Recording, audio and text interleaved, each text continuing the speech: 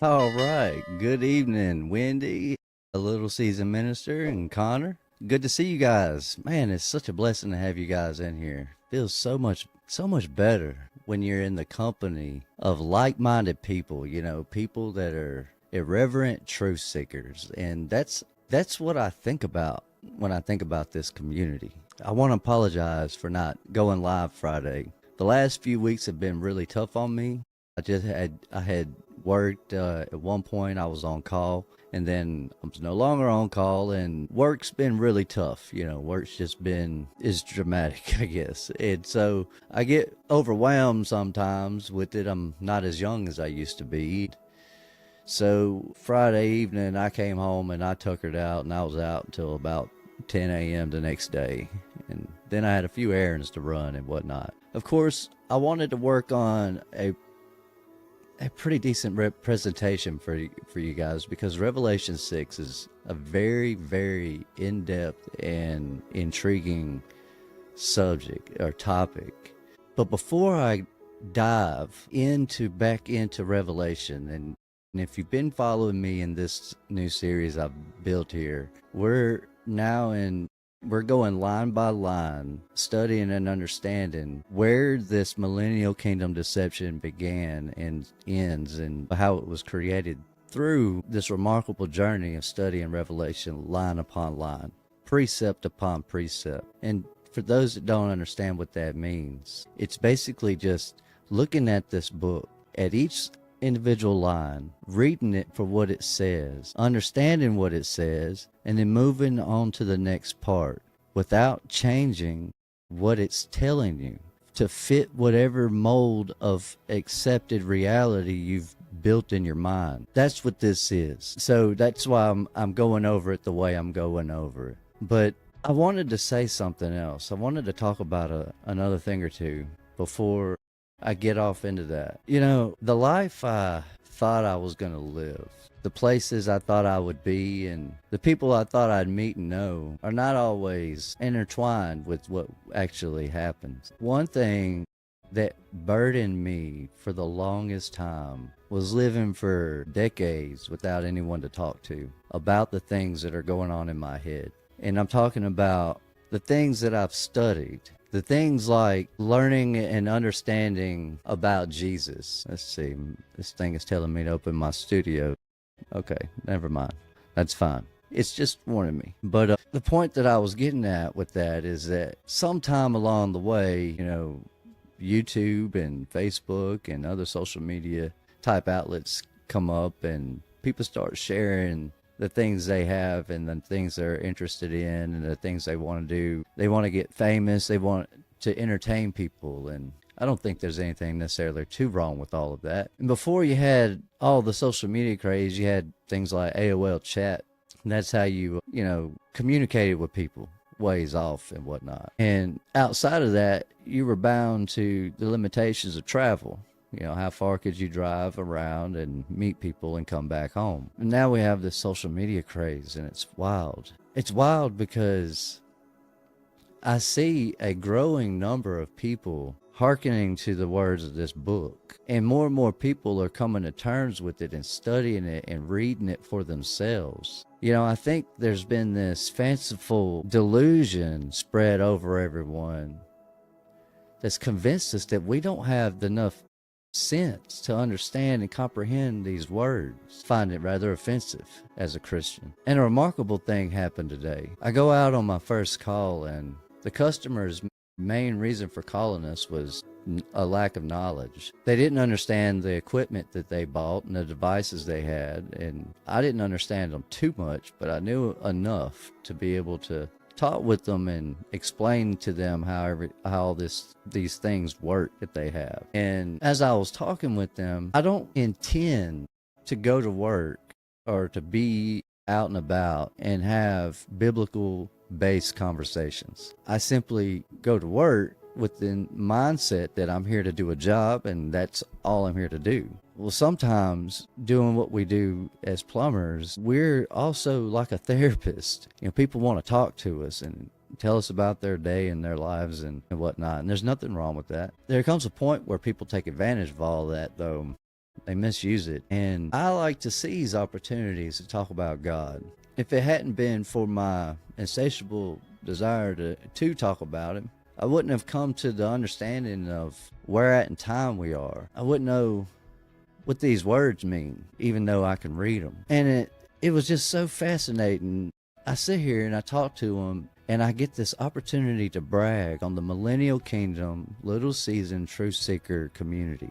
Whatever we are, this group of people, they're sparked with joy and wonder and this desire to serve the Lord, and they want to know what's right, not for the purpose of self-fulfillment, just for that, but they want to know the truth so that they know how to behave and how to do right, because they want to please the Creator. They give us this opportunity to be here, and that's how I see this kingdom, this group of people, this community. And as I was bragging about it, I'm talking about all of you guys watching and listening to this episode right now.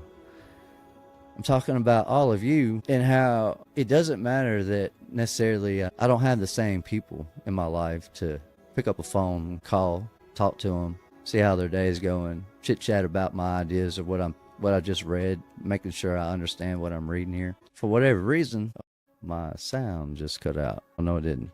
All right. But for whatever reason, I'm talking to this fella and he says, "Can I pray for you?" Comes over to me, puts his arm on my shoulder. I say, "Yeah, of course." And we sat there and I listened to him give this a beautiful, beautiful prayer. And he's praying for me. After we get through and he's done praying for me, this man looks at me and says, well, he looked at me and he said, "Don't be embarrassed about who you are and where you come from and where God has led you to be today. After all, like you said, I meet on average 3 to 5 people a day, 5 days a week. That's hundreds of people a year. And with each person you meet within this community, I've learned that with one person that you meet, there's 10 people behind them ready also to meet you. And so if I can average 250 people a week and multiply that times 52 weeks, because that's usually about how many weeks we work in a year, that's a lot of people that I have the opportunity to ask them, have they ever read Matthew 24 or Revelation chapter 20, and just to see what they have to say about it. A lot of times they'll tell me and start going on, and I've had them even explain to me, like in detail, the events of tribulation. And I sit here and I wonder, how come so many people can talk about this, but then when you acknowledge it out loud, it's suddenly reversed? It's wild. It's amazing, because when Jesus came into this world, people don't understand how significant that was. And I talk about this sometimes with people that I work around, that today we're all taught to be individuals. We're all taught to think of ourselves first. And by doing that, we separate ourselves from the collective mindset of the whole group of people, which is society. In reverse, in contrast to that, you would think that self-separation would cause people to want to stay away from society, but it often brings them to society. Because deep down in our core, we crave that affection, that attention or acknowledgement of one another. And I see how people are in this world, and I see how things are going, and sometimes they look bad, and sometimes we wonder if it's ever going to get any better. And then we start wondering about what it will be like when it does get better. But when that star came up in the night sky and those kings started headed that way, they weren't just 3 kings on 3 camels. They were 3 kings in a caravan of their legion came with them. They knew about Jesus because they understood the signs. They saw that star in heaven. They said that was foretold in a prophecy. That was foretold in a prophecy. Hold on, let me pull this up right here. Let's see if I can figure out which one this is. All right, I'll have to move that around. I want to read this. I want you to read what this is. You'll see, the thing is, Jesus says these words. It's amazing to me that people will disregard the book of Enoch because they don't know how he could have wrote his own book. Why would he talk about himself in the third person if he wrote his own book? Well, the reality of this comes from the fact that I understand that Enoch was the first scribe. Oh, wait, I'm got to catch up. Let's see. I don't want to get too far behind on you guys. It is a blessing to be able to speak to so many people.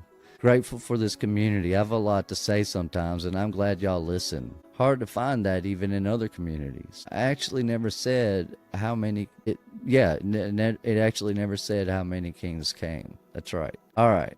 But this is the book of Enoch, chapter 1. And in chapter 1, it says, "The Holy Great One will come forth from his dwelling, and the eternal God will tread upon the earth, even on Mount Sinai, and appear from his camp, and appear in the strength of his might from the heaven of heavens. And all shall be smitten with fear, and the watchers shall quake, and the great fear and trembling shall seize them unto the ends of the earth. And the high mountains shall be shaken, and the hills shall be made low, and shall melt like wax before the flame, and the earth shall be wholly rent in sunder, and all that is upon the earth shall perish, and there shall be a judgment upon all men. But with the righteous he will make peace.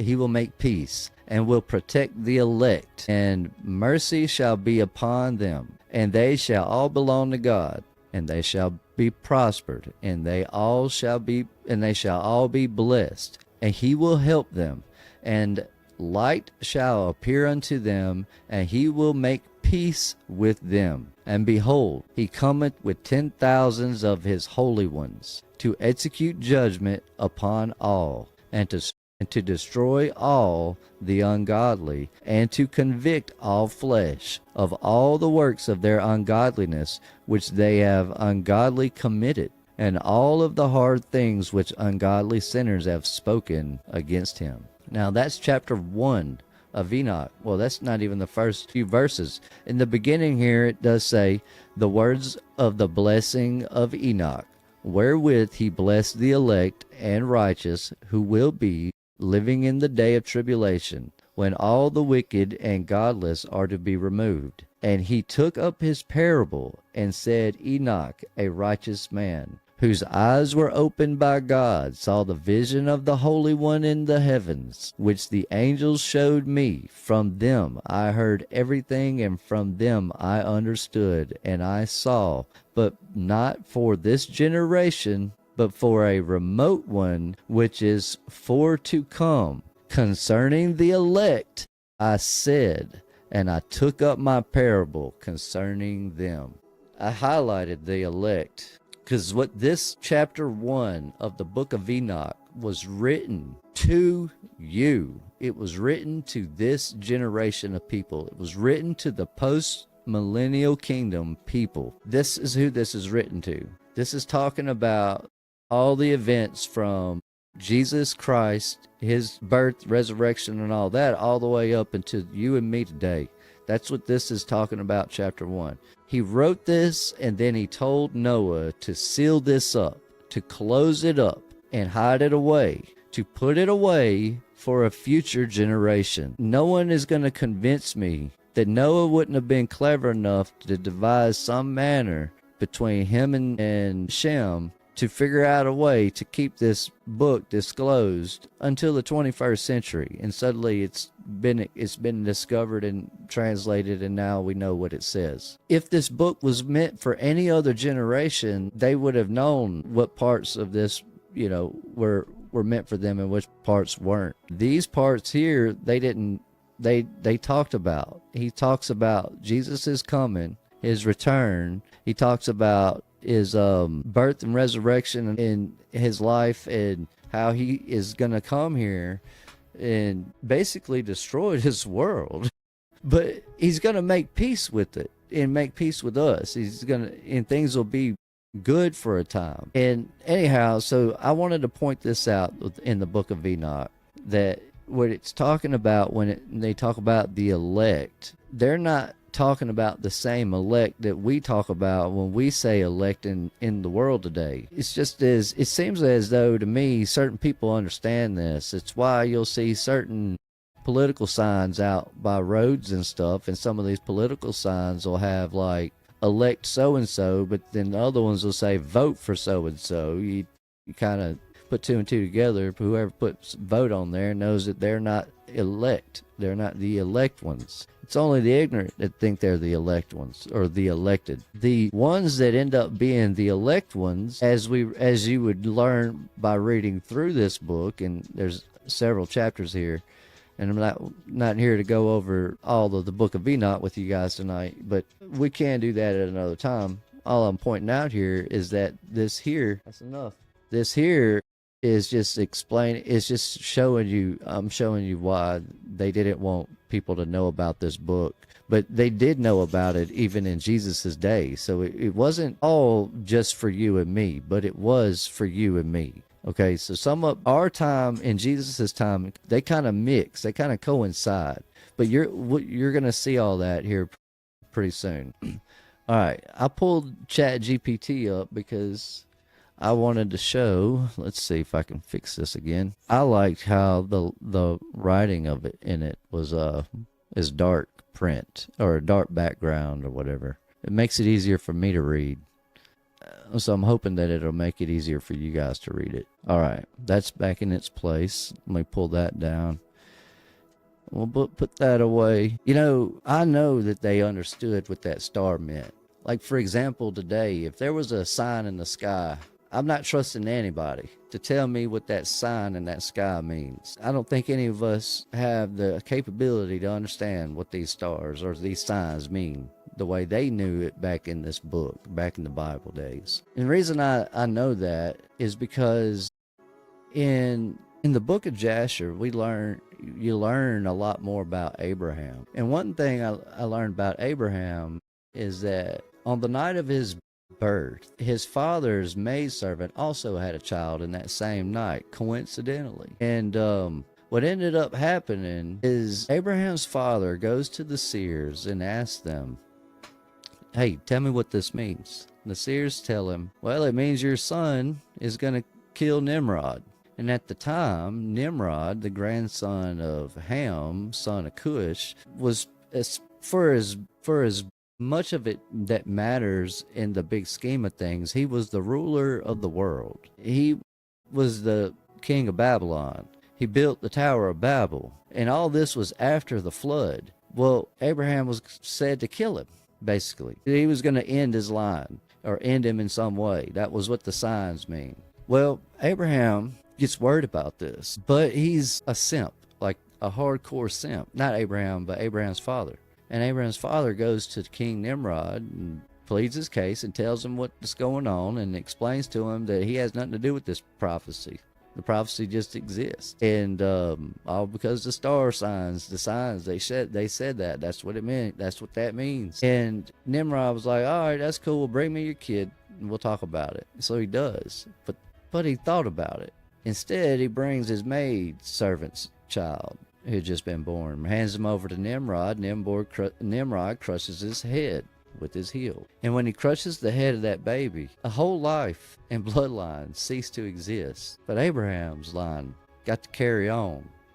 Because what they ended up doing is he takes Abraham to live with Noah and Shem. And Noah and Shem raised him for almost 40 years before he finally decided to depart and go out into the world. Goes on to talk about how he went out and had to discover what God was. And he got real upset with his birth father once he realized his birth father worshipped idols, false gods.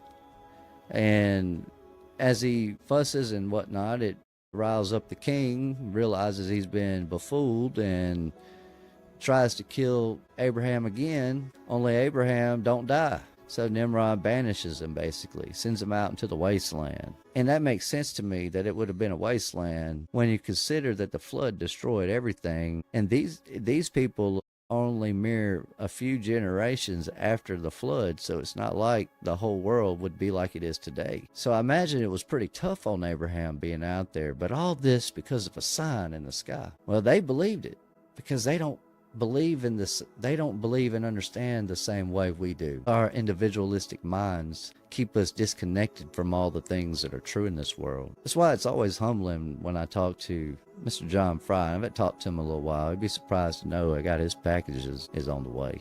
But he always says he wants to make a YouTube channel that only talks about the Lord, and he wants all of us to come together and to be able to talk about the Lord. And that's amazing. I mean, it's not something I ever thought I'd say, that I want to just talk about the Lord. Now that I understand enough of it, it makes sense to me, and I'm glad that I do get to say that, But King Herod also believed in these signs. That's why he wanted to get rid of baby Jesus. And so he decided to get rid of all the 2-year-olds and under. Jesus ain't gonna go down like that. Eventually he grows up, and through all this glorious wonder, he amazes even the priests. How can this kid know scripture that only people who can read should know? That's because people don't really understand who raised Jesus and who Joseph was. We get lost in this book, and we get fixated on Jesus and Paul and Judas and certain other characters, and we lose sight of the reality of things. Jesus was a man like you and me at one point, raised by a man who loved him, treated him like his own son, and taught him how to survive, taught him how to be a carpenter. For any plumber or blue-collar worker, you understand what kind of life that is. And so you can kind of understand already, if you think about it, what kind of life Jesus had. The only difference is there would have only been a few cities and not thousands of them like we have today. It would have been a lot harder on folks. And so you can imagine the joy and the wonder and the excitement when this man who was prophesied to stroll into town on a donkey ends up doing that. They went before and they followed, cried, saying, Hosanna, blessed is he that cometh in the name of the Lord. They knew who he was because they believed in these prophecies. They believed in the words of Scripture. Whether they had read it or had been taught it, they believed what they knew and understood. But even the humbleness of this man, he son of God, but still humble enough to allow another man to baptize him. We get fixated on authority, who to serve and who not to serve. That's a trap I fell into for a long, long time. But now, I don't know. I just don't worry about who those other folks are. I just figure I'm just going to serve the Lord and stick with that. And so far, that's worked out pretty good. Everything isn't the way I'd always hoped it'd be or even wish it'd be. And I wouldn't wish the struggles I've went through on anyone. Yet here we are, and there he was in the Jordan River, being baptized by another man who goes out and performs miracles and says things that only someone who really knew what they were talking about would say. Today, you have so many people that doubt Scripture. It's no wonder people don't know what these words mean, what these words say. But as we try to get that across to people and try to get people to understand what this message says and what it's talking about, we forget that some of these people we're reading and learning about lived not long after the flood. With the exception of Jesus' day during the height of the Roman Empire, it would have been vaguely similar to the way it is today. I mean, you would still have people going to sleep when they need to be awake, behaving in the same manner that we behave today, regardless if the technology had caught up to them yet or not.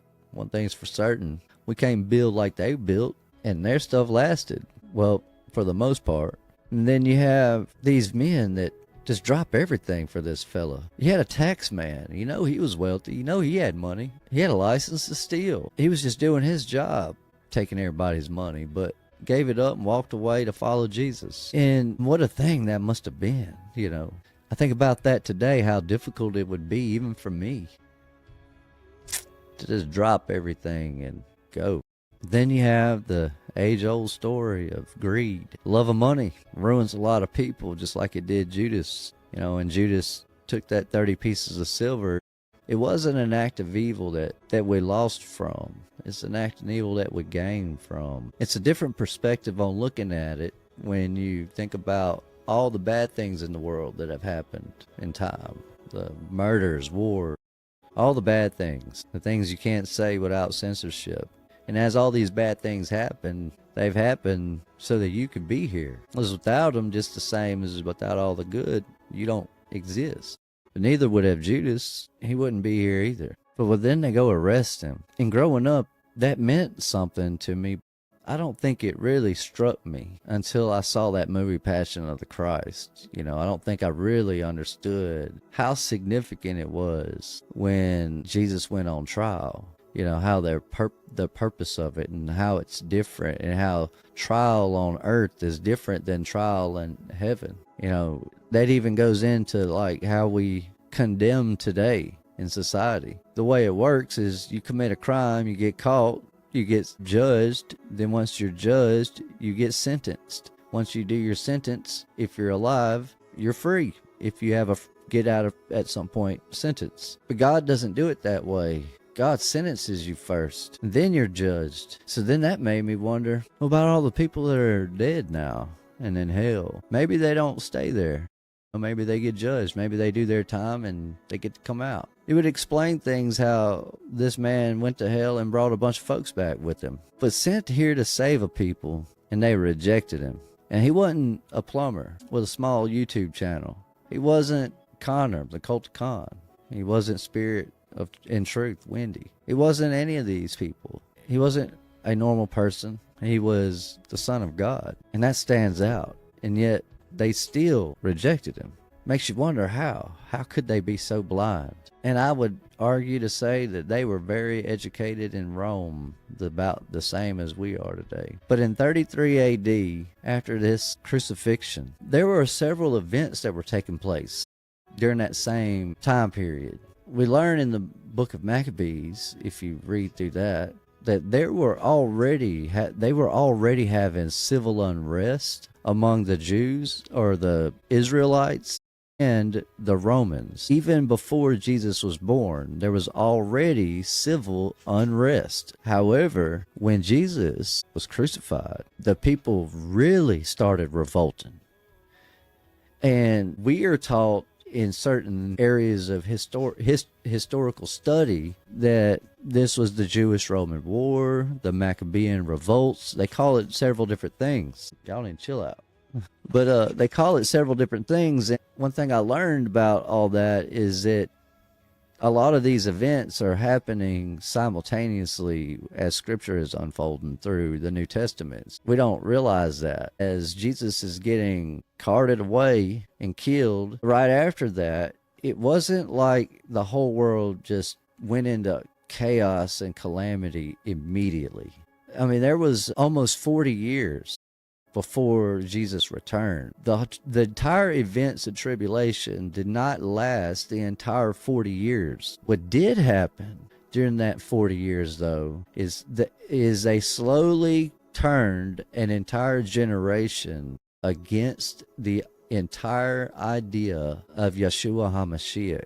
The entire notion of Jesus, they wanted it gone in Rome. And the Christian community started and began being persecuted long before Nero came into place. That's what Jesus was talking about when he was explaining of the Antichrist. But the people in Rome, for the next 40 years after Jesus was crucified, it would have been I'm not comparing Jesus to Floyd Mayweather, but the event of the Floyd Mayweather event ended up sparking controversy and civil unrest in moderated areas. However, it didn't consist of unrest throughout the rest of the world. Most of the world just kind of went on about their day like nothing had happened. I mean, it was a terrible thing. We saw it on the news. Some people made some videos about it, but we've moved on now. And that's exactly what the Roman Empire did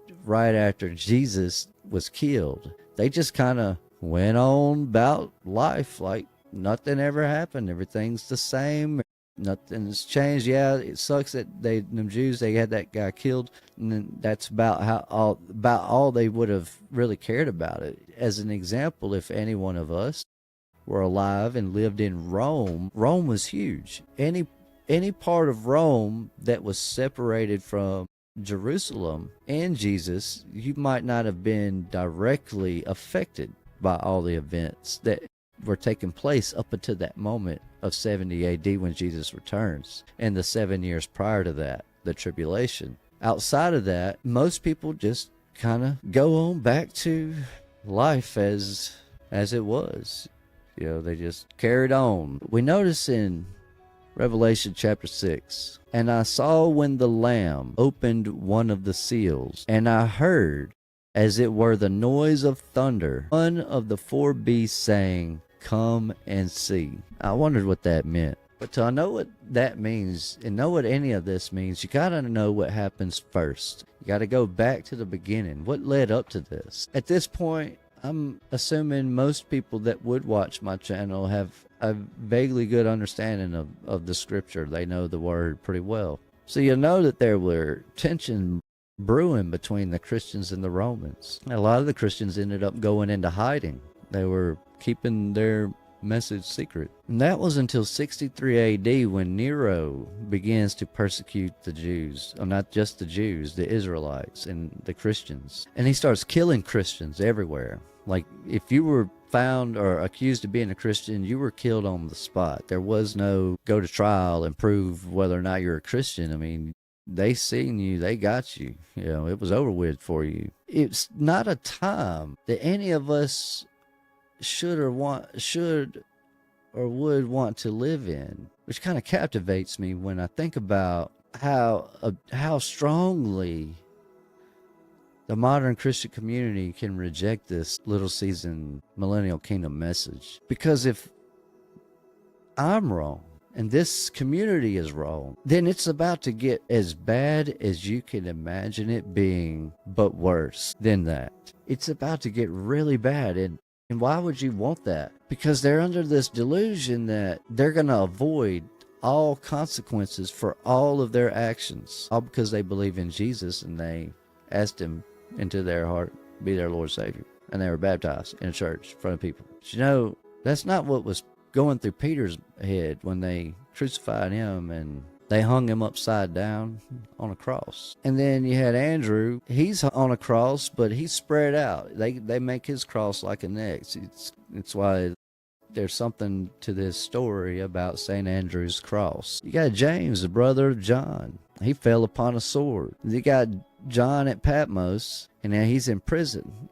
So at Patmos, left there. However, I don't believe that he wrote his part in Revelation while in Patmos. I think he was after Patmos when he wrote the book of Revelation. But it might have been. It might have been. Either way, St. Philip, St. Bartholomew, St. Thomas, St. Matthew, St. James, that is Jude, St. Simon, and St. Matthias. A lot of people don't know who that is, but Matthias was, or Matthias, he was made one of the disciples after Judas's betrayal. Once Judas was, cast out. Skipped in one of my slides. What happens next, though, after the persecution of all the Christians and the martyrs, Rome collapses. It starts going into asunder. And we learn that through Scripture, that's what happens. And we read in chapter 1 through 5, in the first two episodes, we learn that the angel of the Lord comes to visit John. And when the angel of the Lord comes to visit John, he brings him to heaven, basically, in the spirit. And when I mentioned that John was dead, I All I meant was that the body is as good as dead without the spirit. Without the spirit, there's no point. There's no reason or rhyme for you, really. You don't have the spirit in you. Well, you're not going to heaven, you're not going to hell. You don't, there's no purpose, really. It's a thing that I understand from one of the apocryphal books, and I'm going to show you guys that the other one day, but I left it at work. But one of the books, the apocryphal books that were removed from your modern King James Bible, Jesus is kind of explaining this concept of thought that I'm referencing just then. I think it's in the book of Thomas. It's a good read. You should read it. You should definitely read it. Thomas has an interesting story. A lot of people don't really know what happened to him. They say he was beheaded. Some say he was crucified, but all this was done while he was in India. I doubt he was crucified because I doubt they would have permitted that in India at that time. I could see him being beheaded, though.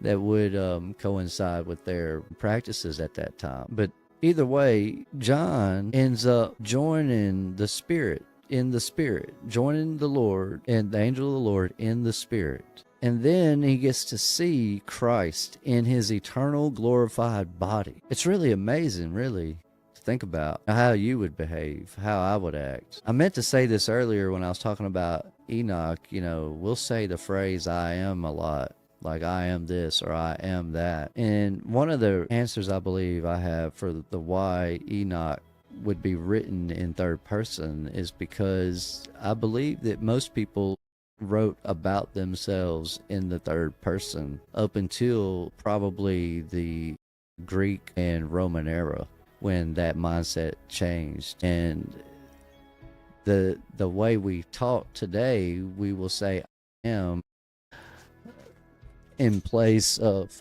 who we truly are. In Hebrew, I would say the Rev every time I would want to address someone with the terms I am. I would just simply say the Rev. So if I am cold, I would say the Rev is cold. And not God is not cold. I am is a representation of Yahweh or Yahuwah, our Father in heaven.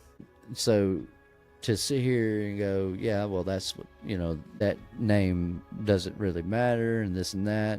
It's kind of an odd way of looking at it, is all I'm trying to point out, and getting you to think a little bit more on why we say the things we say in the language we speak today. But I can imagine it was pretty crazy to see all this stuff. We learned that John was given this task to write these letters to these churches that, in my mind, Jesus was giving them an opportunity to be spared, but not all of them were spared. But as John sees all this amazing stuff happening, it overwhelms him and he falls at the feet of Jesus. Can't even believe it's him. He saw him get killed, but I'm not exactly sure that he would have saw him be resurrected, especially if all of his followers were being rounded up and killed at that time. Not all of them were killed right away either, though. We know that some of them did escape and got away, but not all of them, and most of them were killed.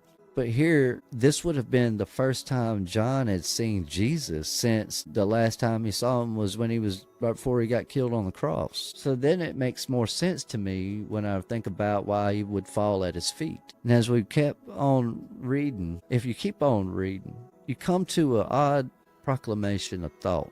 What really did happen in 70 AD? The amazing thing is they're going to really kind of tell you.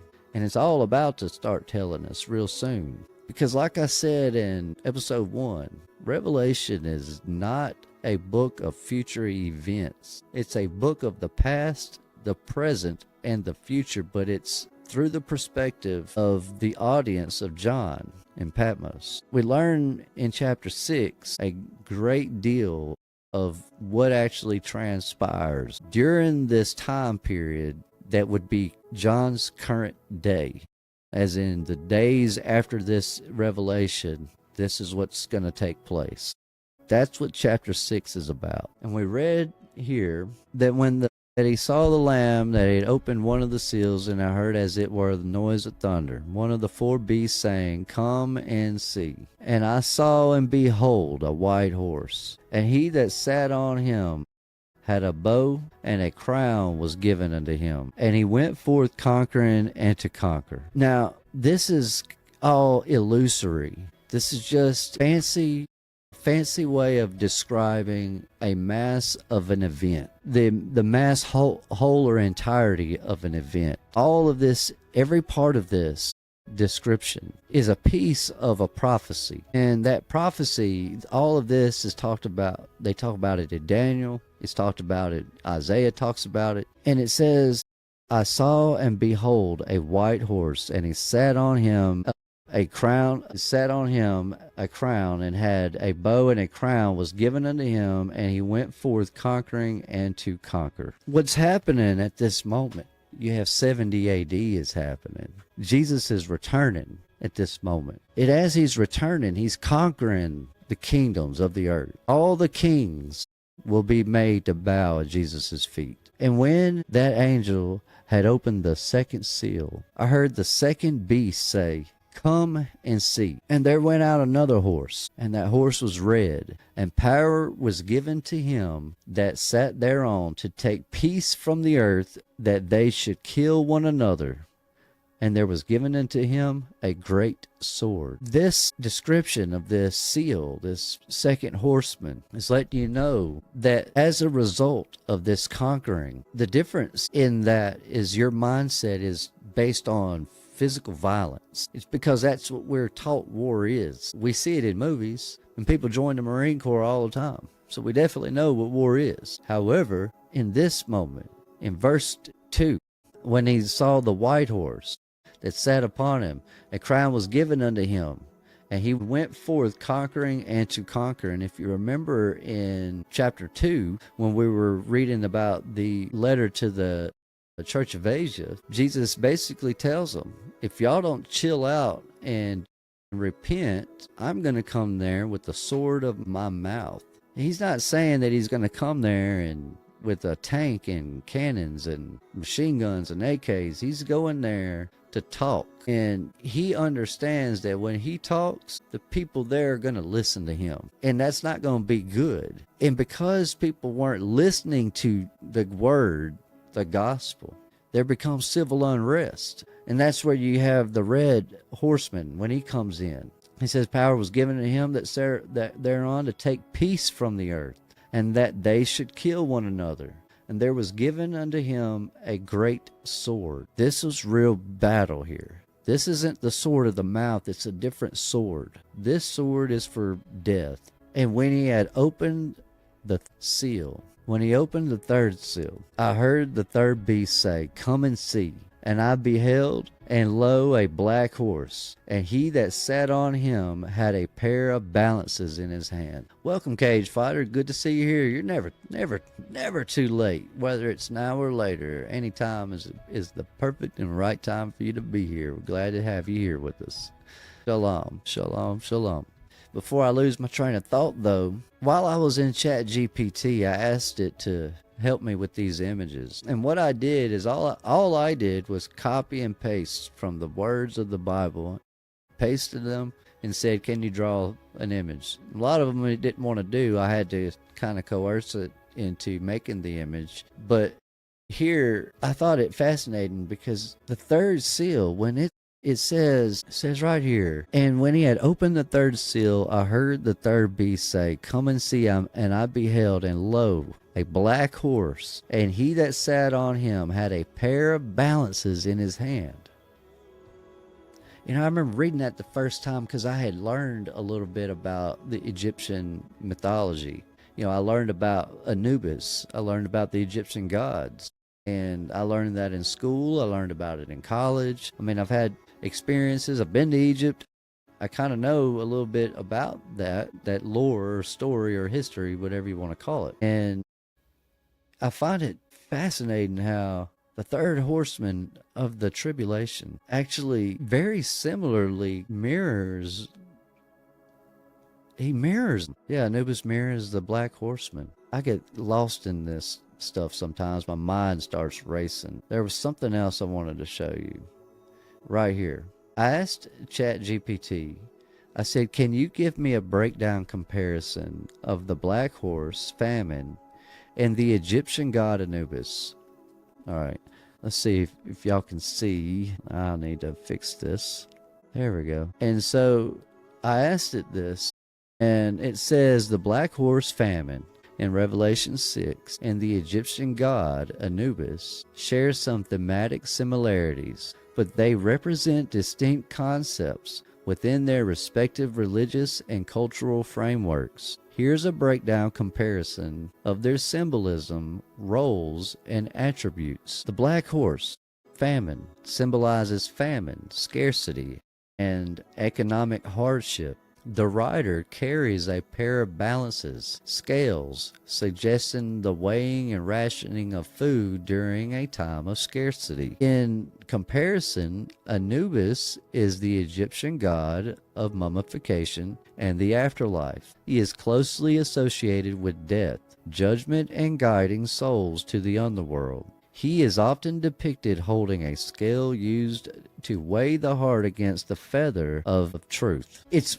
interesting because the black horsemen, in this comparison of their roles, the black horsemen represent scarcity, a lack of earthly things, whereas Anubis represents the moral, spiritual side of it. It's almost like when the whole idea of Anubis came about after the flood, it's almost like they kind of knew about this prophecy and these angels or these beings, and they called them whatever they called them. They just called him Anubis, and they gave him a different backstory, but it's almost in reverse. It's almost always this, it's almost always the opposite. It's like the way we get judged and sentenced. You know, if you go to jail or something, do something bad, like I said, you get judged first, then you're sentenced. But the way God does it, we all get judged at the end. And then it says, the scales in the writer's hand symbolize the measurement and rationing of food during a time of crisis. They highlight the economic imbalance caused by scarcity, where basic sustenance becomes exceedingly expensive. And on Anubis' side, it says, Anubis' scales are used to weigh the soul, represented by the heart, against the feather of mat, to determine the deceased moral. If the heart is heavier than the feather, the soul is devoured by a monster, symbolizing failure to achieve eternal life. It says the key difference is that the scales of the black horse are focused on physical survival and economic struggles, where Anubis' scales are about spiritual judgment and moral worthiness in the afterlife. It's a fancy story is all Anubis is. However, when you consider that with Jesus's whole existence, his whole ministry, his whole reason and purpose for being here, we learn that faith without works is dead. We really should have already learned that before Jesus's day, but he made sure that we knew about it even today. And this kind of makes sense to me that this would fit more factual reality, the black horse, and the way it's represented, the physical and the economic hardships that it talks about. And then it says, I didn't realize it said all this. Domain and authority says the black horse operates as part of the divine judgment unleashed upon the earth. The famine affects the physical world, highlighting human vulnerability and dependence on material resources. Anubis' role is spiritual and otherworldly. He presides over the afterlife and ensures that the souls there are fairly judged, reflecting the Egyptians' emphasis on morality and eternal balances. The key difference is that the black horse represents a force of destruction and suffering in the earthly realm. Anubis represents guidance and order in the spiritual realm. Famine often leads to death and scarcity of resources, results in starvation and societal collapse. While death is not the primary rider of the black horse, it is inevitable consequence of the famine it brings. And that really does make sense to me when you consider the fourth seal being death. In Rome, I never know if I'm saying it right, but it's really hard to pronounce. But there was like a form of currency that they used during the 63 to 70 AD period. And if you didn't have that, you couldn't buy, sell, or trade. Outside of the cities, it would have been more or less a wasteland, with the exception of some forests and overgrown areas and whatnot. So it's not like it would have been today where we say we're going off grid and really we're just going to Arizona or we're going up to Alaska, but we're not going that far away. I mean, we're still within reasonable distance and of reach to get back to society if we need to. However, back in those days, the world still hadn't been fully developed yet. You know, it had been several thousand years, yes, since the flood, but it only took 1,600 years for God to be so upset with people that he flooded the whole world. And during that time period, they had technologies that far surpass anything that we have today. And so if this don't make sense to you, then you're not really paying attention, because what I'm saying is that right after the flood, the first several generations, whether it be the first third or first 3 or 5 generations, it doesn't matter. The point is that the first generations after the flood would have been more in tuned and more serious when it comes to obeying God's word. Unlike today, we're thousands of years after the flood to the point we don't even believe it happened. We're questioning our whole reality. Not me, but society. Let's see. The 4 horsemen were the 4 angels under the Euphrates. When you have hundreds of nuggets in your brain. But when did you have? I do. I'm sorry. Oh, yeah. That's right. That is absolutely right. They were under the Euphrates. People don't like talking about them because they don't understand what this means. They don't understand what this is really talking about. And they don't understand the events of this book, Revelation. Crazy thing is, we learn that with each event that takes place, the first horseman, the one with the crown and the sword, he ends up converting people. That leads to civil unrest. You got the people versus the government now, which is what we have today, really. We have that going on right now. I don't know that Trump has saved that, but he might have saved it in the minds of a lot of people. Then after the civil unrest, you get the next beast, that cause war. And after war, you lose. People's homes are lost. I just saw today, I don't know I think it was a Facebook picture, but it was a picture of a lady, 70 years, 2 pictures of her standing in front of a house 70 years apart. In the first picture, she's 17 years old, and it was her house that she grew up in. The next picture, it was her many years later, but her house was stolen in World War II by somebody else, so another family just took it, I guess. I'm not exactly sure the whole story behind that picture, but the point of it is that war causes people to lose a lot. It causes collapses in societies. I guess on the fortunate side of things, this is why I don't think, this is one of the things that kind of led me away from, all of this we're reading right now, that's taking place right now, that's talking about right now. The reason it got me away from that is because when you really think about it, war today benefits a lot of people. It's not like everybody's sitting here going, man, we don't need no more wars. You would think that that's the thing people would be saying all the time. But if that were the case, then everybody would be serious about that, and there would be no more wars. But we still have these wars, and while people like in Ukraine today have lost their homes, their businesses, their way of life, have lost so much, families, kids, children, loved ones, the industries that build the equipment, the machines, the firepower, all that, they gain, and their families win and gain, and their communities gain, and so it's not fully affecting everybody. When we hear about a war, it's like, yeah, it's a war. It's over there. Just like if we were in America right now fighting a war, you'd have people over in India watching it on the news or seeing it on their phone, going, oh man, it's pretty bad over there. Oh, well, look, it's over. It's been, what, 12 years? It's wars, now everybody's moving on with their life. It's not that we all suffer from it. And so I can't compare what I'm reading here to what's going on right now. It's similar, seems that way, it seems similar.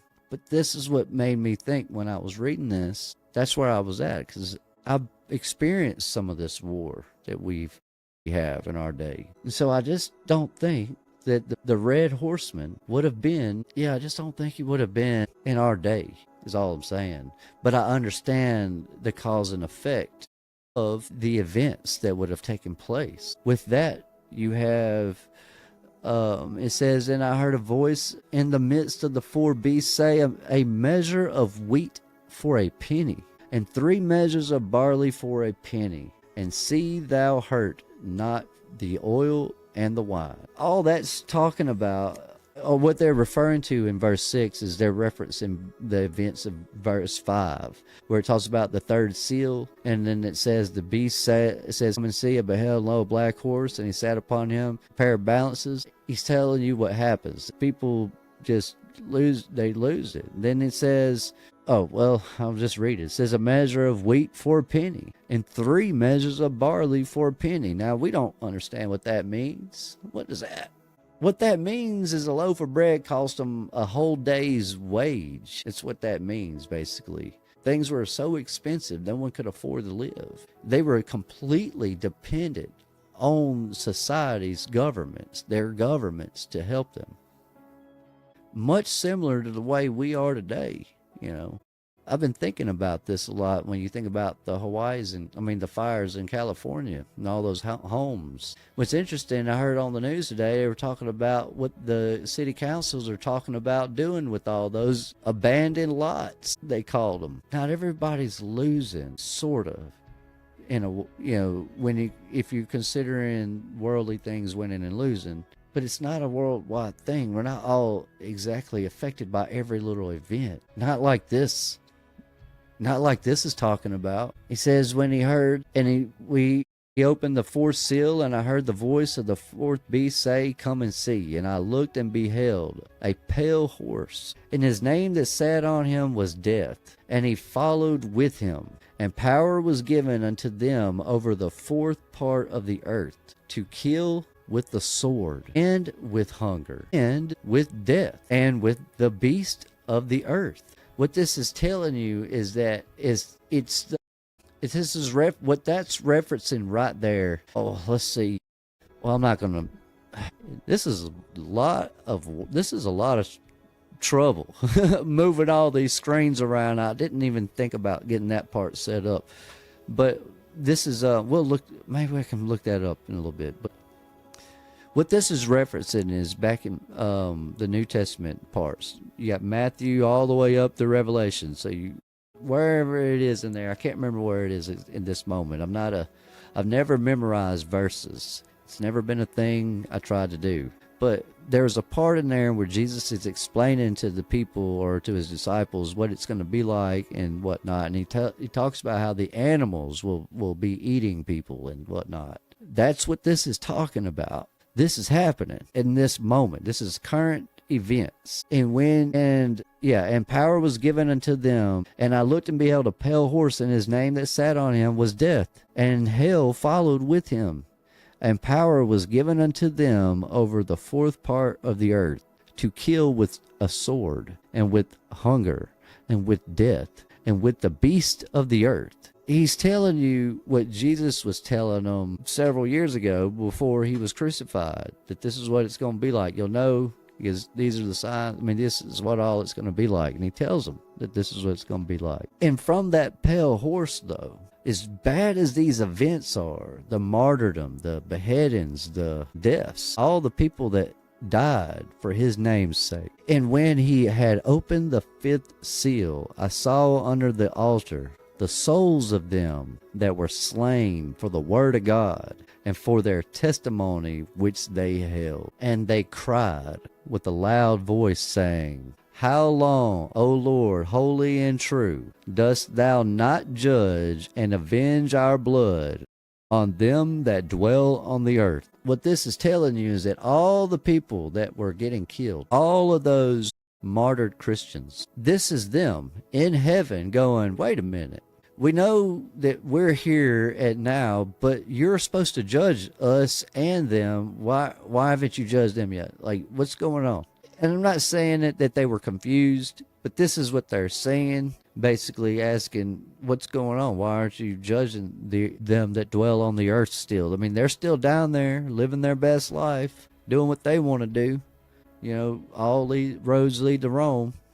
But yet they're up here going, you know, what's going on? Why are we still waiting? And it's because of you. It's because you haven't heard this gospel yet, the ones that haven't. And white robes were given unto every one of them, and it was said unto them that they should rest yet for a little season, until their fellow servants also and their brethren that should be killed as they were should be fulfilled. This little season, I heard her say this, but this is not our little season. That parts of it, perhaps. I have no doubt in my mind that if any one of us were unalive today because of our belief in God, that we wouldn't join this group if that group were still joined in heaven. We would go up there and we would just join them. So I'm not trying to say that that's not exactly a possibility. I could be wrong about this, but either way, it's not like it's the worst thing in the world for it to be either one, is all I'm pointing out with that. All I'm saying is that it says here that, and white robes were given unto every one of them, and it was said unto them that they should rest yet for a little season, until their fellow servants, people that they lived with and knew, their brethren, should also be killed as they were. And once all the martyred Christians are killed and all of the events of tribulation are done with, then he will judge the world and all the people in it. Then it says in verse 12, and I beheld when he had opened the sixth seal, and lo, there was a great earthquake, and the sun became black as sackcloth of hair, and the moon became as blood, and the stars fell from their place. Hold on. Yeah, and the stars of heaven fell unto the earth, even as a fig tree casteth her untimely figs when she is shaken of a mighty wind. And I beheld when he had opened the sixth seal, and lo, there was a great earthquake, and the sun became black as sackcloth of hair, sackcloth of hair, and the moon became as blood. I wasn't prepared to do my Matthew references on all of this. Like I said, I'm a solo production company here, but you can read. We'll go over that. I'll try to catch up with that on the next live. But to reiterate some of this stuff, they talk about these events, and I can't remember because it's either Corinthians or Thessalonians. Either way, I'm not sure if I'm even saying either one of those right. I could be way off, but all I'm saying is that there is valid reason that as a new person reading this, never having learned about any of this, there's valid reason to believe that these are current events to the writer of this, is all I'm pointing out with that. Then it says, and the star fell unto the earth, even as fig trees casteth unto her untimely figs when she is shaken of a mighty wind. Can't remember who did the video on it. I want to say it was Leaving Babylon, perhaps, or maybe it was maybe it was somebody completely different. But either way, they were going over the story behind the Star Spangled Banner and what all these words mean. It doesn't necessarily represent the things we think they represent. And it wasn't just the Star Spangled Banner, it was another song, I believe. I just can't recall it right now. It's not one of those things that's so important that you just got to dwell on it. But it's an interesting little tidbit of knowledge to learn. It's right in the same chapter, but it's always overlooked the writers. Now I need to look into the mythology that matches up like Anubis, etc., because I'm really curious on that aspect now. Yeah, exactly. See, what's interesting is that during my little period of being a so-called atheist. It wasn't that I was an atheist. I still believed in God to a degree. I just didn't understand it. And one things that you end up doing is you look into the things that you shouldn't look into, which is other things that don't matter, like other gods. And I learned I learned a good bit about them. I'm not gonna say I'm not gonna say like Billy Carson that I'm an expert in any of this stuff. I just know what I know, and that's all I'm here to do is share what I do know. But it is gonna be difficult for me to find some of the references. However, that's the beauty of the internet. It's amazing. Someone will, and will fact check it, and that's always the blessing that comes along with this. To keep a positive note for those who might think about maybe sharing their own message one day, to be positive about it. That's all I'm saying. Right. I don't want to get to that point yet. But the stars fell from heaven in that song, and they talk about it. And there's other events too. So this weekend, Sunday, I went to Barnes and Nobles, and I bought a couple books while I was there. Probably more than I should have spent. I probably spent more than I should have. I bought it because I needed to be able to reference a couple things. I wanted to show you guys, and I'll show you guys this book that I bought next time I come on here and I read a few pages from it. But it's a book that many of you will probably end up wanting to read and look into, especially those that have come to the understanding of Revelation chapter 20. Yes. Well, correct. Yeah, actually, yes. So there's a strong comparison to these angels, each of these angels, and in the way their impact and influence on society. The spirit, it's like an energy. And so when these angels entered into our realm, their spirit or energy is what ends up grabbing us and ultimately forming our mindset on how we're going. D-Russ, good to see you, man. It's been a while. I hadn't seen you in chat in a good bit. Glad you're here though, brother. But yeah, it's fascinating stuff. And one thing that's interesting to note about ChatGPT and how it gets its information, it basically searches the entirety of the internet. But it is limited to certain ways, so you do have to kind of manipulate your wording sometimes to get it to actually show you the right stuff you're looking for. But it's a good tool to help you think about the things that you probably would have never thought about before. And I'm only learning that now.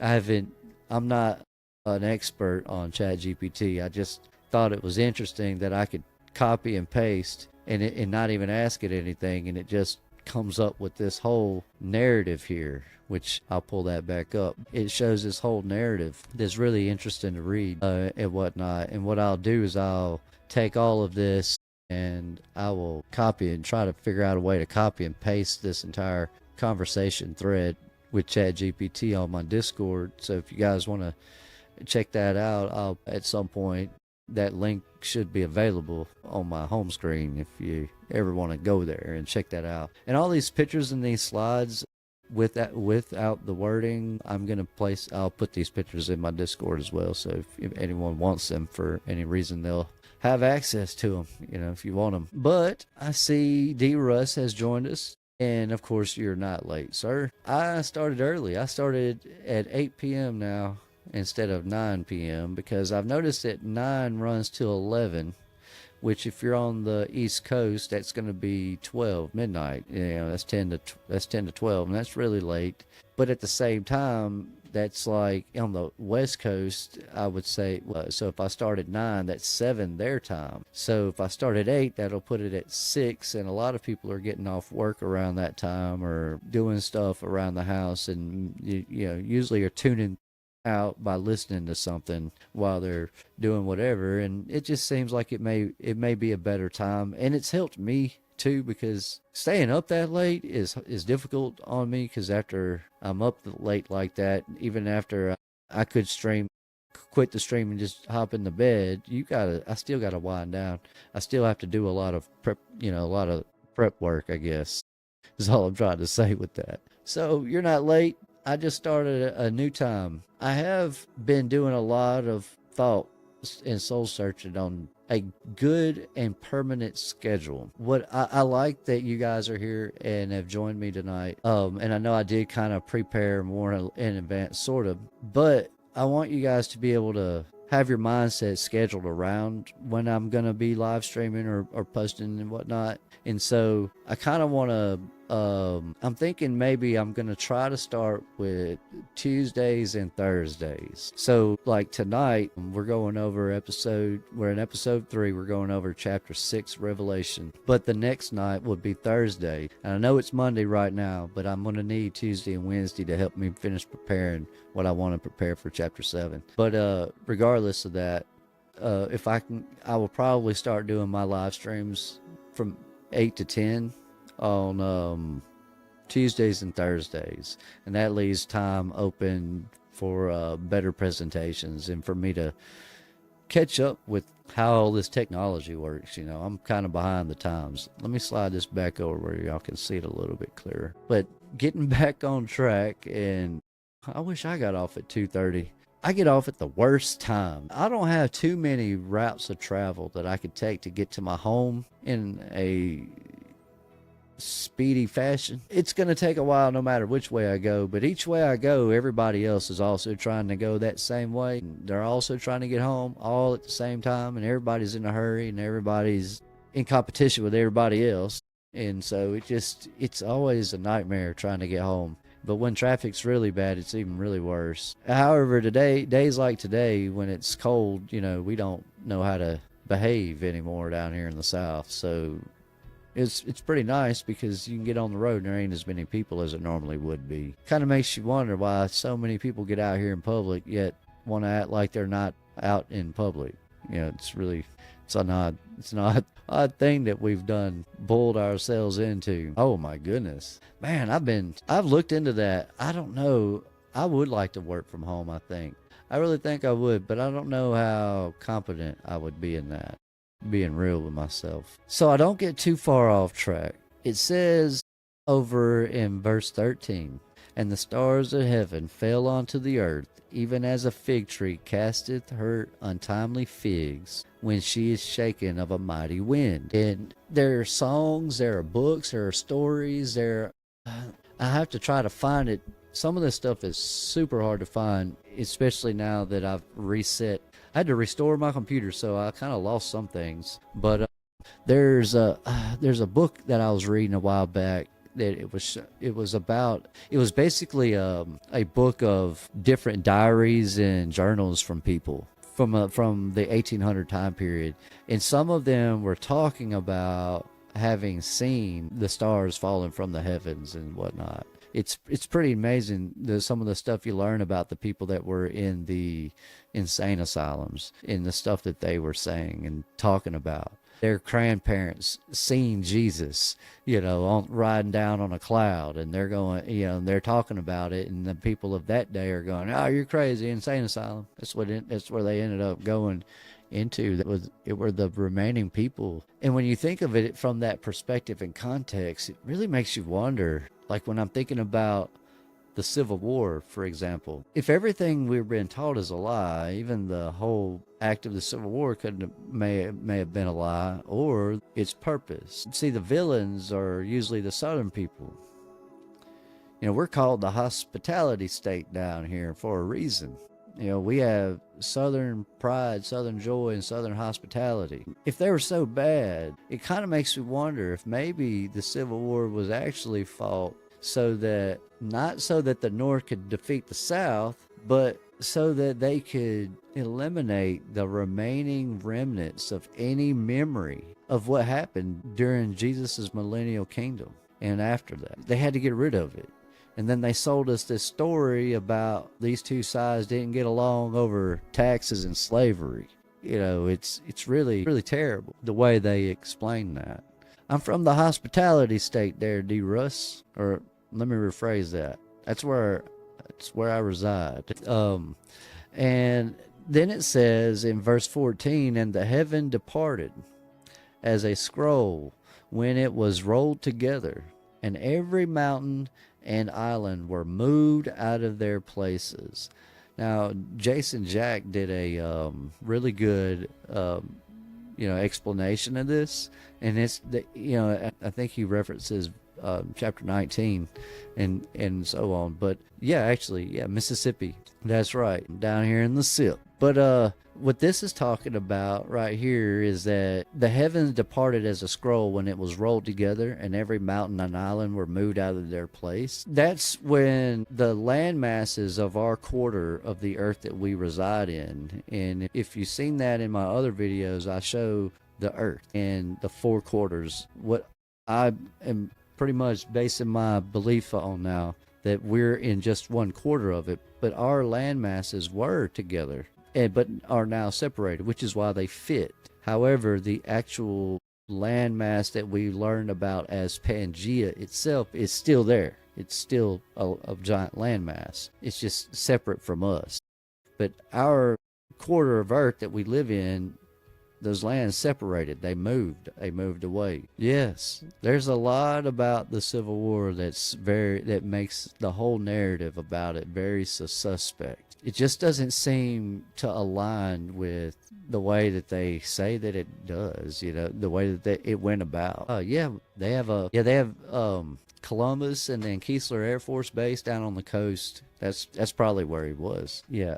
Well, yeah, see, that's the thing. I'm pretty sure it happened, but not in the way they told us it happened. I feel like a lot of people were fighting to preserve their way of life more than they were trying to preserve slavery or any of that. The whole idea of slavery is so ridiculous. The idea that all of one people can own all of another people is absurd. But to understand slavery, really, we're going to have to go back to Exodus, and we're going to have to learn from Scripture to really understand what this slavery that they were talking about was all about.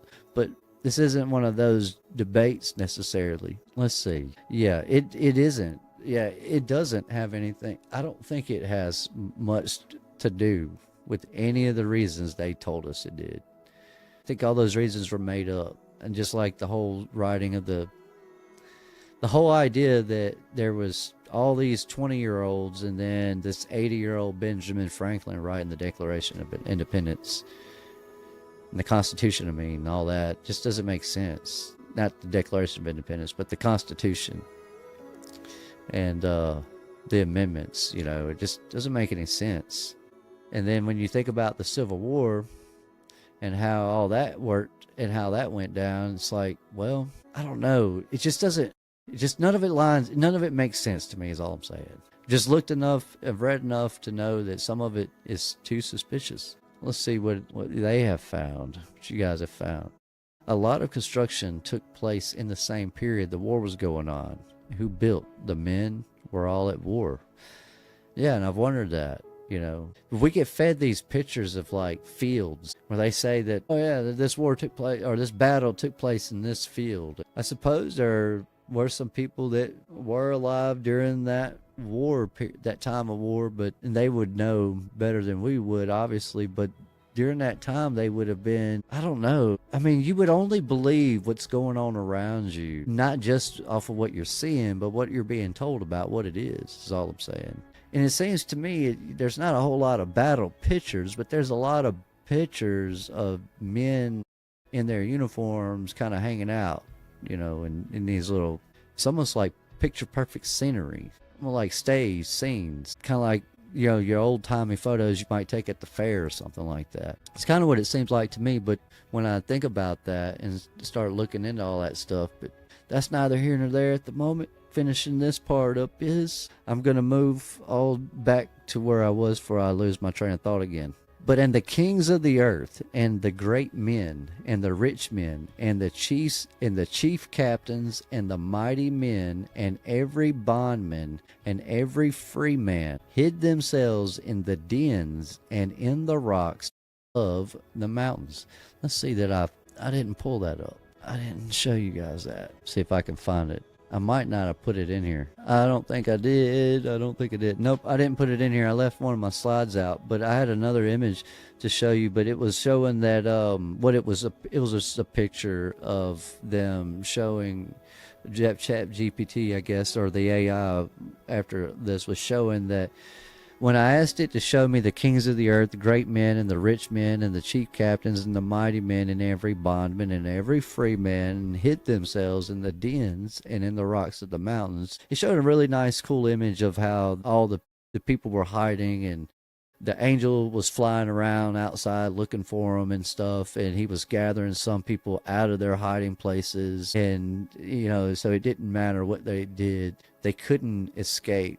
But these men were trying to hide in caves, in mountains, just like what we think of today when, you know, these big, giant, multi-million-dollar labyrinths that go underground and people live in them. I mean, can live in them. They call them doomsday bunkers or whatever. You know, we have them today, but even those even that is not going to, wouldn't save people from what took place during that time. And so conscious thought would tell you that if people could remember that time period accurately, you wouldn't waste your time with bunkers if you know that even bunkers couldn't help you.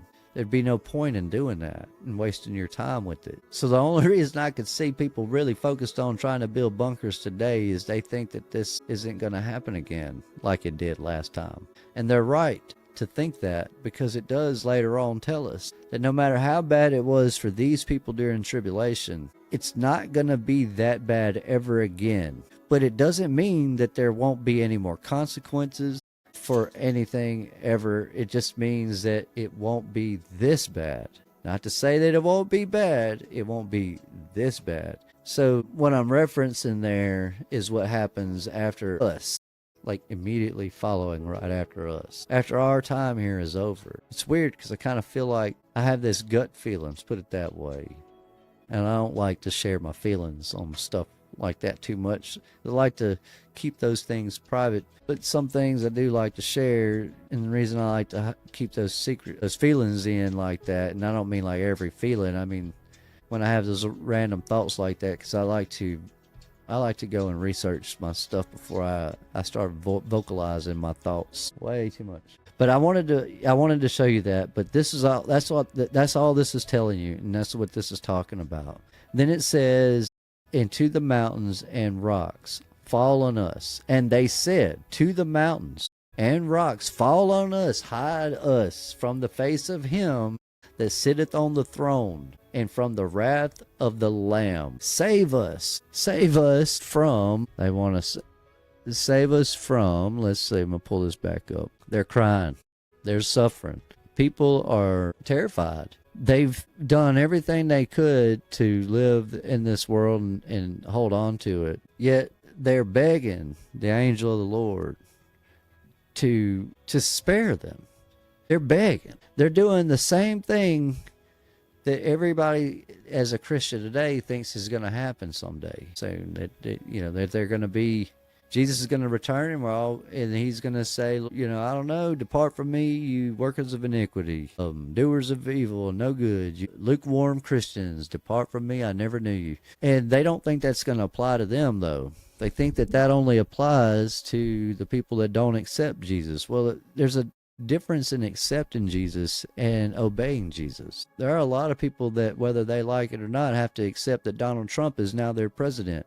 Don't mean they have to listen to him. I'm not sure how well that will work in today's time, but to each their own. Try and you will find out, I guess. Anyways, that's all I'm pointing out is that it didn't matter what they did. They were hiding from the Lamb of God. They did not want to They didn't want to be killed. They knew that this man meant business. They knew that when Jesus came, they've already read the letters. I mean, they've already seen that. All that's had been done. And so when they saw this king return, it would have been crazy, a crazy thing, because everybody would have saw him, not just one person. So it wouldn't matter if you didn't know what was going on in Jerusalem or not, and you lived way out in the boondocks. You still saw Jesus coming in on the cloud. For the great day of his wrath is come, and who shall be able to stand? For the great day of his wrath is come.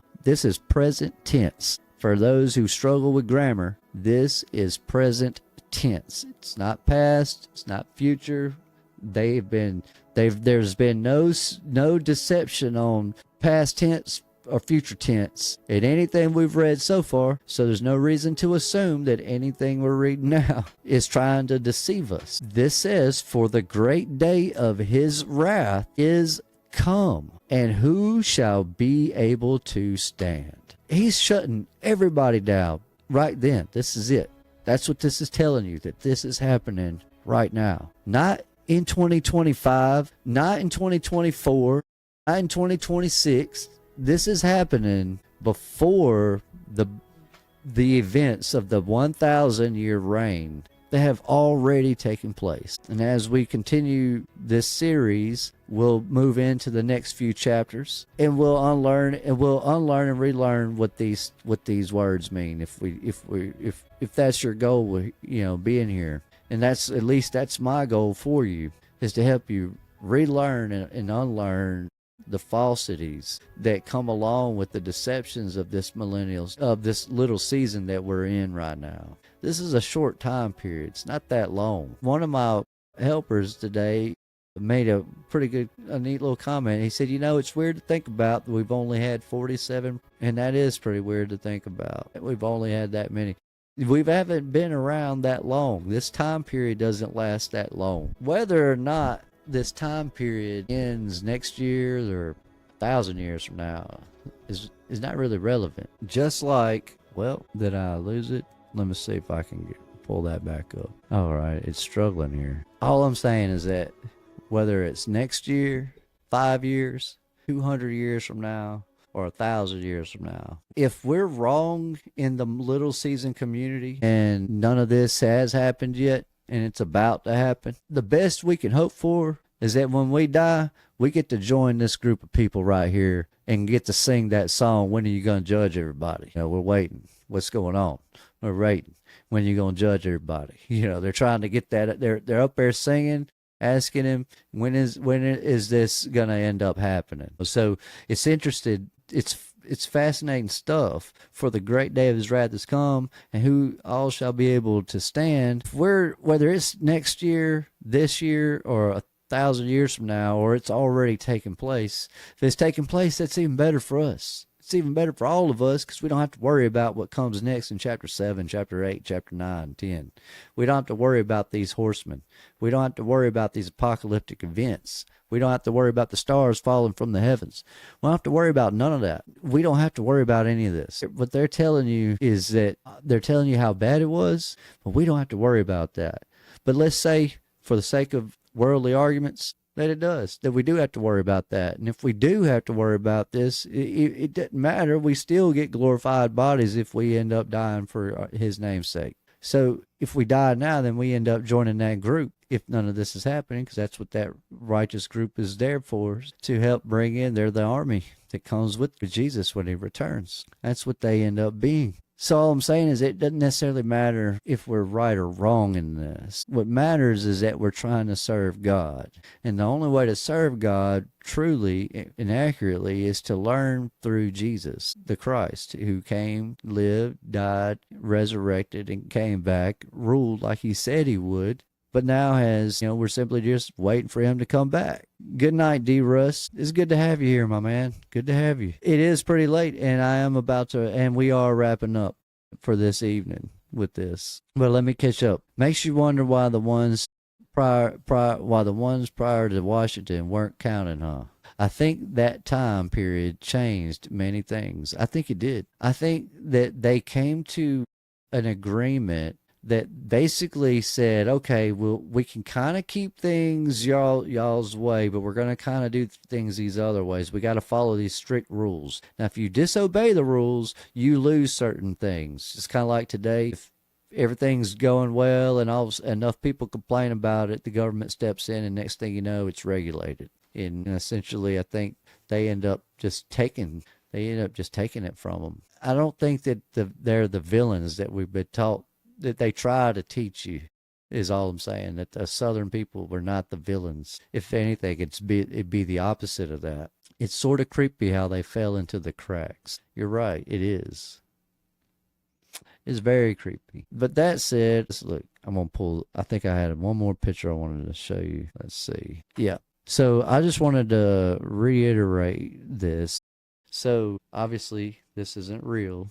This is just an AI drawing. But this is a better, more, I just did this because I asked it to do this because, to show me the Hebrew cosmology map of the world. And this is what it did. It spit this out. And it gave us 4 different biomes like a video game, which is pretty neat. But essentially this is what the world would be like, would have been like. And we're in this bottom corner. We're down here in this area down here. This is where we live. And this is, one of the 4 quarters of the earth. But then you have all these lands over here that are basically together for whatever reason. It's pretty interesting stuff. That's Anubis for those who were unaware of what Anubis is or who Anubis is. He's an Egyptian god that they came up with, but his whole story and whatnot it's almost a reflection.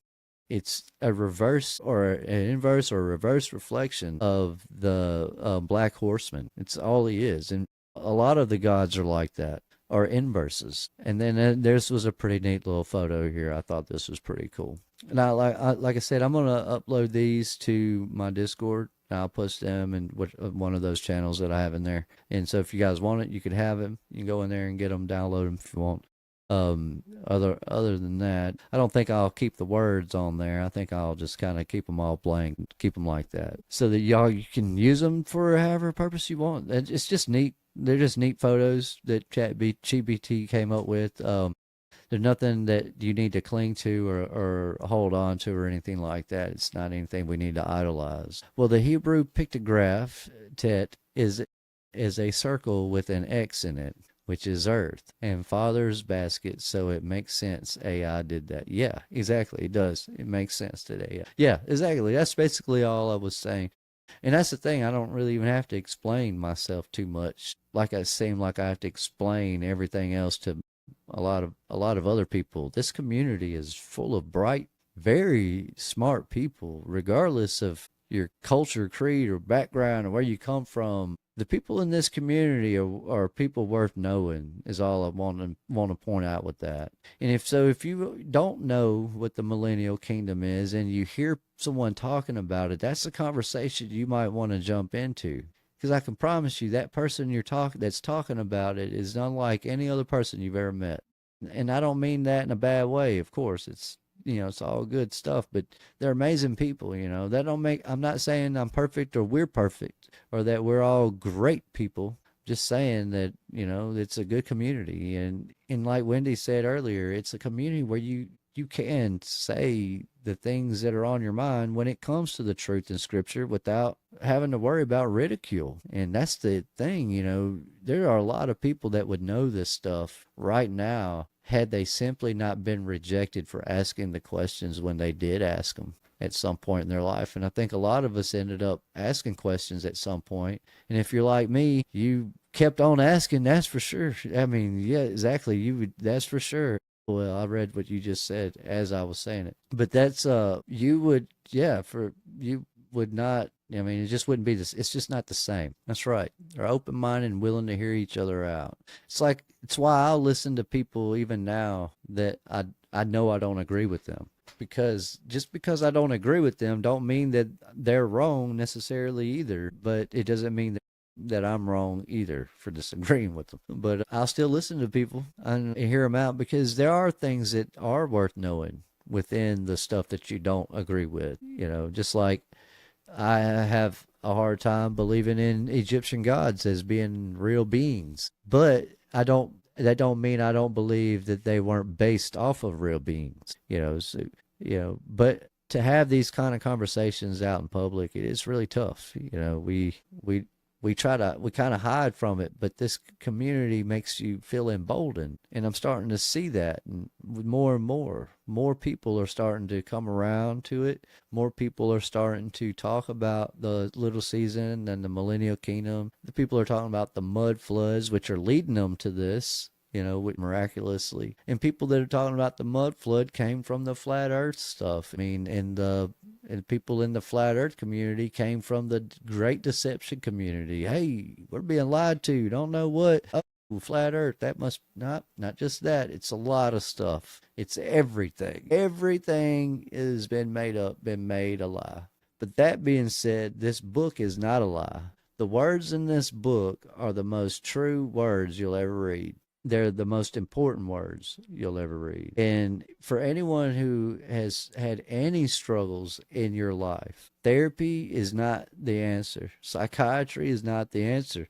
But this book, the words in this book, they're your answers. Because every issue that you can imagine you're going to face in life, someone else has already went through it, and God showed them how to deal with it.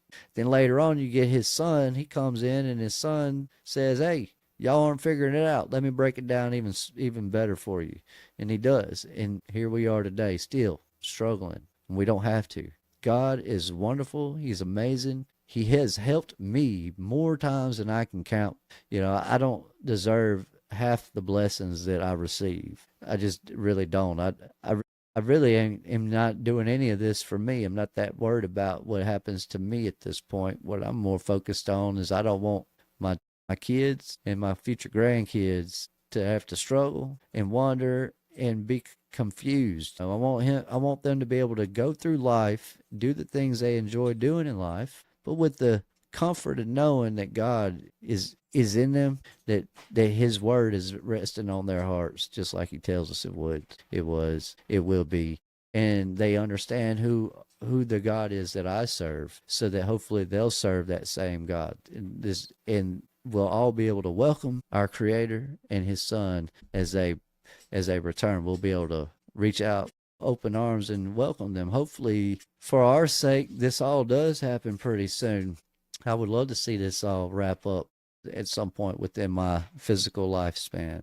However, if it happens afterwards, it just does. And if it's already happened and we're all wrong, well, we'll figure that out pretty soon too. A lifespan ain't that long as it is. We're a blip in time in comparison to God's time. That being said, I did go over a little bit, but I strayed off a topic a time or two here and there. You guys are amazing and wonderful. It's Monday, and it's 10:13 on a Monday, the 20th. So the next time I'm going live again, just so you guys, if you want to prepare and set it on your calendar or anything like that, you can. Some people are like that. Some people are like me, just kind of just go with the flow. But I'm trying to organize this, and I'm going to be back again on Thursday.